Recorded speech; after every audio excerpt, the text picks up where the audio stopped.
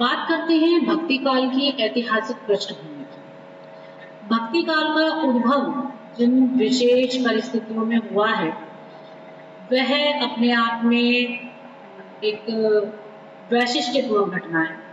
भारत मुस्लिम शासन में अनेक विषमताओं से जूझ रहा था और ऐसे में जनमानस को आस्था, विश्वास और भक्ति से जीने का जो मार्ग दिखाया है वो भक्तिकालीन साहित्य ने दिखाया है।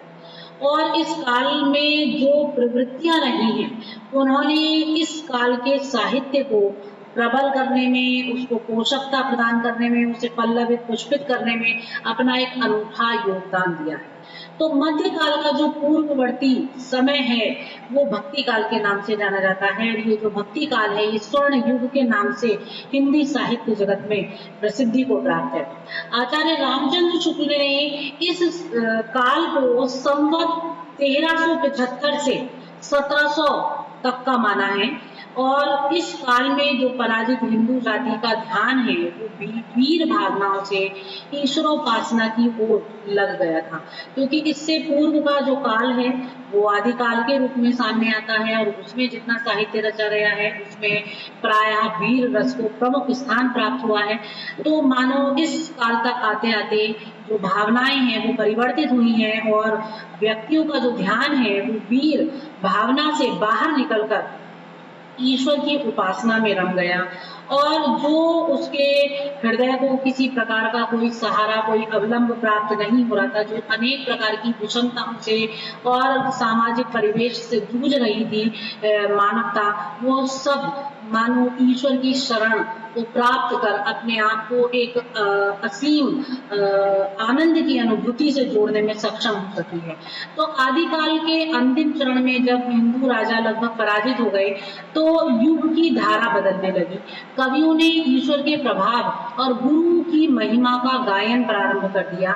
एक नई काव्य धारा भक्ति धारा के रूप में, एक नई किरण भक्ति की किरण के रूप में, एक नया सूर्य भक्ति सूर्य के रूप में उस समय प्रकाशित हुआ।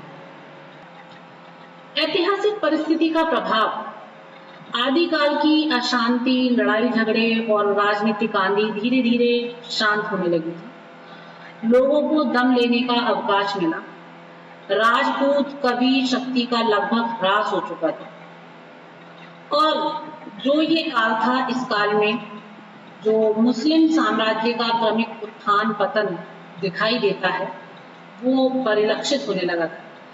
उस समय का शासक दिल्ली का सुल्तान मोहम्मद बिन तुगलक उत्तर से दक्षिण तक अपने राज्य का विस्तार करना चाहता था और इसी विचार का लक्ष्य कर उसने दिल्ली की अपेक्षा देवगिरी को अपनी राजधानी बनाया और उसका नाम दौलत बाग। तो ये जो काल है ये धार्मिक दमन, राज्य विस्तार के लिए निरंतर युद्ध तथा ऐश्वर्य और विलासिता का जीवन, इन समस्त विशेषताओं से परिपूर्ण रहा है और इसी सबके परिणाम स्वरूप हिंदी धर्म व वैष्णवण भक्ति के पुनर्जागरण को बल प्राप्त हुआ है। अपने धर्म की रक्षा के लिए एक अखिल भारतीय धार्मिक आंदोलन, जिसे भक्ति आंदोलन के नाम से हम पुकार सकते हैं, उसका आविर्भाव इस काल में हुआ और भक्ति आंदोलन के प्रणेता दार्शनिक संत, महात्मा और समाज सुधारक थे, जिन्होंने एक ओर इस्लाम की आक्रामकता के विरुद्ध जन जन को संगठित किया तो दूसरी ओर सद्भाव स्थापित करने का भी परिपूर्ण प्रयास किया। तो इस प्रकार जो ये काल है इसमें नई परिस्थितियों में हिंदुओं की चिंतन दिशा भी बदलने लगी। ये अब देश की सांस्कृतिक परंपरा की ओर विचार करने लगे, सोचने लगे कि धर्म का ऐसा स्वरूप हो जिसकी विधर्मी खंडन ना कर सके, दोनों ओर मिलन और जो नवीन चेतना है उसके भाव विकसित हो रहे थे। यही नहीं था, यह मतलब कि समझाना जाए कि हिंदी का जो भक्ति काल है वो मुस्लिम संस्कृति से प्रभावित था। हमारे जो कर्मपंथी हैं उनके पास भी पर्याप्त सामग्री रही। वेदांतों के गुरुतम रहस्य एकेश्वरवाद की स्थापना में सक्षम हुए। उन्हें दूसरों से कुछ लेना देना नहीं था। इतना अवश्य था कि मुसलमानों के आगमन ने हिंदुओं को सोचने समझने और नई दिशा लेने के लिए उत्तेजित किया। तो इस प्रकार से जो भक्तिकालीन परिवेश है, जो ऐतिहासिक परिवेश है, वो अनेक प्रकार के उतार चढ़ाव से युक्त था। आचार्य रामचंद्र शुक्ल जी कहते हैं कि भक्ति काल का जो सामान्य परिवेश है वह देश में मुसलमानों का राज्य प्रतिष्ठित हो जाने पर हिंदू जनता के हृदय में गौरव, गर्व और उत्साह के लिए अवकाश शेष नहीं छोड़ता। कोई भी साहित्य युग परिस्थितियों से प्रभावित हुए बिना नहीं रहता, किंतु भक्तिकालीन साहित्य परिस्थितियों से बहुत कम प्रभावित हुआ है। एक भक्तकालीन कवि कहते हैं, संतन कहाँ सीकरी सो काम। वह ना तो राजदरबार को महत्व देते थे और ना प्राकृत जन का गुणगान करते थे। मुस्लिम शासक केवल अनुदार एवं असहिष्णु ही नहीं कहे जा सकते। उनके शासनकाल में संस्कृत एवं देशी भाषाओं के साहित्य, संगीत और कला को भी प्रोत्साहन मिला है। जौनपुर के सुल्तानों ने शास्त्रीय संगीत का पुनरुद्धार करवाया तथा संगीत शिरोमणि नामक संस्कृत ग्रंथ का निर्माण किया। भक्ति काव्य का धर्म विकास मुगल संप्रदाय के समय में हुआ है, किंतु एक राजनीतिक व्यवस्था के प्रति असंतोष इन कवियों की वाणी में यत्र तत्र दिखाई देता है। वो कहते हैं कि मिलेच्छनी भार दुखित में देवी, वेद धर्म दूर गए, भूमि चोर भूप गए, साधु सीधमान जान रीति पाप पीति। तो इस प्रकार अनेक प्रकार की वाणियां जो हैं वो इस समय में प्राप्त होती हैं और जो चिंतक हैं, भारतीय चिंतक हैं, भारतीय जो विचारक हैं, वो उनका भी मानना यही था कि भारतीय संस्कृति की ज्ञान धारा की एक पुनर्स्थापना इस समय में हुई और उसके साथ एक समन्वय की आकांक्षा इन कवियों ने की और इस प्रकार इन प्रवृत्तियों के अनुसार काव्य में बहुत सारी नवीन धाराएं जो हैं वो प्रवाहित होने लगी। इसके बाद यदि हम भक्तिकालीन जो प्रमुख प्रवृत्तियां हैं, जो काव्य विशेषताएं हैं, उनको देखें तो इस महान साहित्य में ऐसी महान विशेषताएं, भावनाएं, प्रवृत्तियां दृष्टिगोचर होती हैं जो निर्गुण और सगुण दोनों ही धाराओं को पुष्ट करती हैं, दोनों ही धाराओं को पल्लवित करती हैं और इस काव्य साहित्य को सौंदर्य के साथ मंडित करने में सक्षम होती है।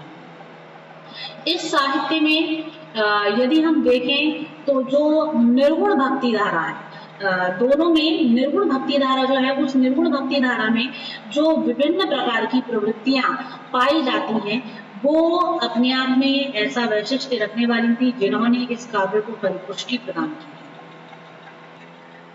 इस काल की भक्ति का जो चरमोत्कर्ष था वो इस साहित्य में व्याप्त ब्रह्म का एक दिग्दर्शन था, उसका साक्षात्कार था और उसके प्रति अनन्य भक्ति का भाव था। तो उस दृष्टि से देखें तो निर्गुण भक्ति काव्य धारा की जो एक विशेष प्रवृत्ति है वो नाम महात्म्य की प्रवृत्ति है। सभी भक्त कवियों ने नाम की महत्ता को स्वीकार किया है और उसमें भी राम नाम को स्वीकार किया है, उसे साधना मार्ग का महत्वपूर्ण अंग बताया है। और तुलसी ने भी नाम को राम से बड़ा माना है। नाम में निर्गुण सगुण दोनों का समन्वय दिखाई देता है। निर्गुण की सेवा करी, सगुण की करी ध्यान, निर्गुण सगुण से परे कहाँ हमारा ध्यान।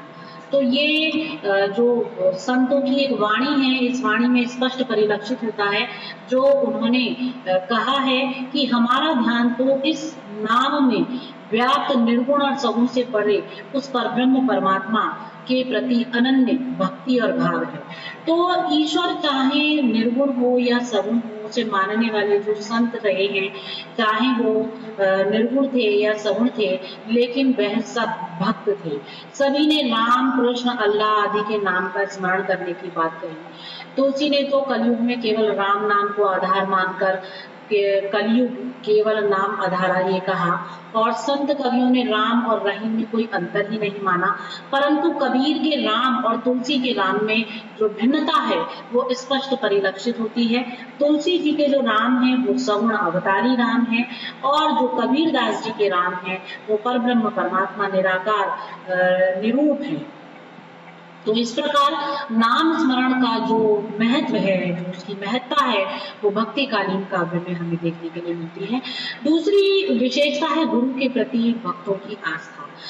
जो भक्तिकालीन काव्य है उसमें सभी संतों को, सभी गुरुओं को एक महत्व प्रदान किया गया है, उनके प्रति आस्था को अभिव्यक्त किया गया है और उसे भगवान के सदृश और अनेक स्थलों पर भगवान से भी सर्वोपरि बताया गया है। कबीरदास जी तो एक स्थल पर गुरु की महिमा का वर्णन करते हैं और उन्हें सर्वोपरि बताते हैं, भगवान से बड़ा बताते हैं और कहते हैं कि गुरु गोविंद दो खड़े काके लागू पाए, बलिहारी गुरु आपने गोविंद दियो बताए। तो यहाँ पर जो कबीरदास जी का भाव है वो गुरु के प्रति अधिक महत्व देता है, गुरु के प्रति अधिक बल प्रदान करता है।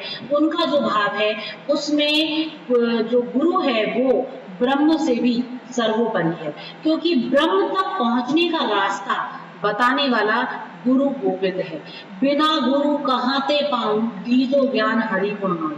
तो वो एक जगह पर तुलसीदास जी ने इस बात को अभिहित किया है कि मैं गुरु के बिना कहाँ से उसे पाऊं और बिना उसके ज्ञान दिए मैं हरि का गुण भी कैसे गाने में सक्षम हो सकता हूँ।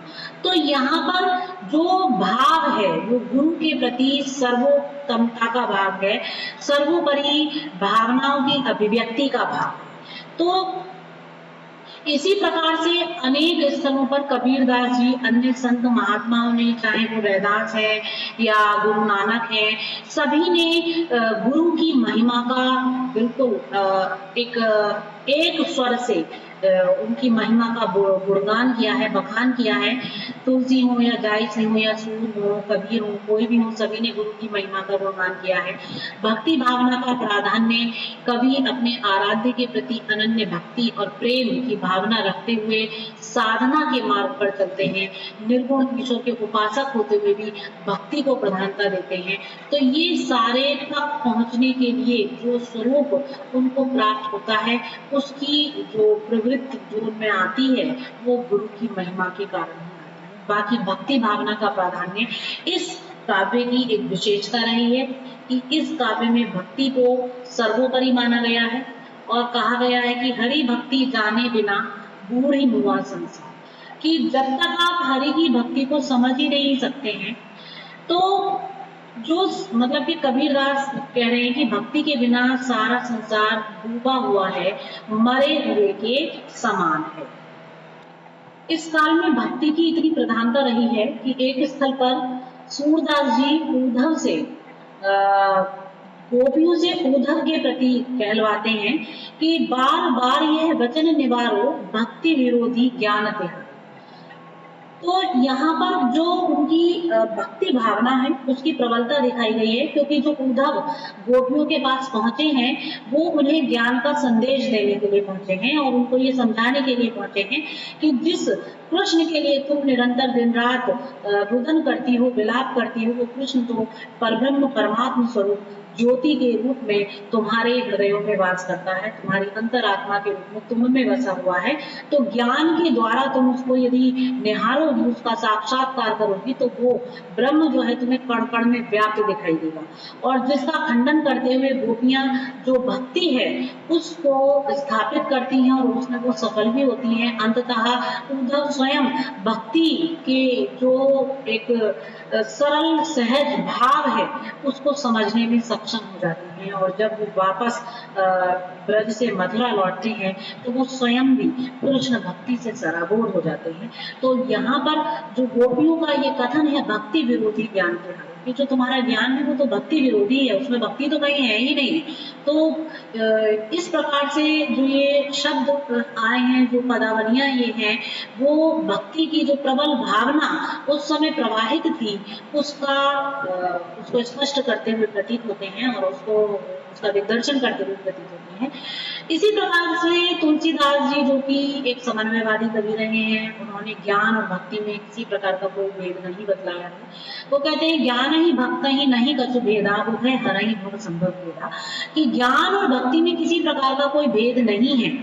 आप चाहे ज्ञान के द्वारा प्रभु तक पहुंचिए या भक्ति के द्वारा उसकी शरण लीजिए, दोनों के ही द्वारा ही वो ब्रह्म जो है, वो हरि जो है, वो इस संसार के जितने भी खेद हैं, दुख हैं, उन सबको समाप्त करने का प्रयास करते हैं, समाप्त करते हैं। तो इस प्रकार से ये जो काल रहा है इसमें भक्ति की प्रधानता रही। अगली विशेषता है अहम तथा ममता का त्याग। किसी भी भक्त कवि ने हृदय में अहम भाव को स्थान नहीं दिया है। अहम भाव का विकार जो है वो किसी के द्वारा भी उचित नहीं ठहराया गया है। अहम का परित्याग इन भक्तों की परम विशिष्टता रही है। एक स्थल पर कबीर दास जी कहते हैं कि जब मैं था तब हरि नहीं, अब हरि है मैं नहीं, है ना। तो वो कहते हैं कि जब तक मुझ में मैं की भावना, अहम की भावना थी, तब तक मुझे ईश्वर प्राप्त नहीं हुई, उस ब्रह्म की प्राप्ति नहीं हुई। अब हरि है मैं नहीं, लेकिन अब हरि की प्राप्ति हो गई है, उस ब्रह्म का साक्षात्कार हो गया है, तो अब मैं नहीं, अर्थात विकार ही नहीं है हृदय में। किसी भी प्रकार के विकार के लिए कोई स्थान ही नहीं बचा है। एक स्थल पर और अन्य पंक्ति के माध्यम से कहते हैं, प्रेम गली अति सांकरी जामे दो न समाहि, कि ये जो प्रेम की गली है ये बहुत ही क्षीण है, पतली है, बहुत ही संकरी है। इसमें दो एक साथ नहीं समा सकते, या तो ब्रह्म को ही समा लीजिए या फिर मोह को ही समा लीजिए, कोई एक ही इसमें टिक सकता है। इस प्रकार से उस समय के जो काल में भक्तिकालीन जो प्रवृत्ति है वहां पर अहम और मोह के त्याग की एक प्रबल विशिष्टता भक्तों में, संतों में, कवियों में दिखाई देती है। इस काल में जो एक विशिष्टता हमें देखने को मिलती है वो सत्संगति है। सत्संगति महात्म्य या सत्संग या भजन कीर्तन या संगीत का महत्व, इन सब रूपों में हम भक्ति काल में इस वैशिष्ट्य को देखते हैं। चाहे निर्गुण काव्यधारा रही हो या सगुण काव्यधारा रही हो, सभी के उपासक कवियों ने सत्संगति को विशेष महत्व प्रदान किया है। भक्तिकालीन साहित्य में इस सत्संग को एक महत्ता के रूप में स्वीकार किया गया है, संतों के द्वारा भी, वैरागियों के द्वारा भी, और सूफी कवियों के द्वारा भी, और भक्त कवियों के द्वारा भी। तो भक्ति को ही इन्होंने, जो जितने भी ये कवि रहे हैं, सत्संग को, सत्संग की भक्ति को इन्होंने महत्व प्रदान किया है, और संगीत को भक्ति भाव तथा शुद्धाचरण के लिए हितकर भी बताया। सूरदास हैं, तुलसीदास हैं, सभी ने सत्संग की महत्ता को स्वीकार किया है।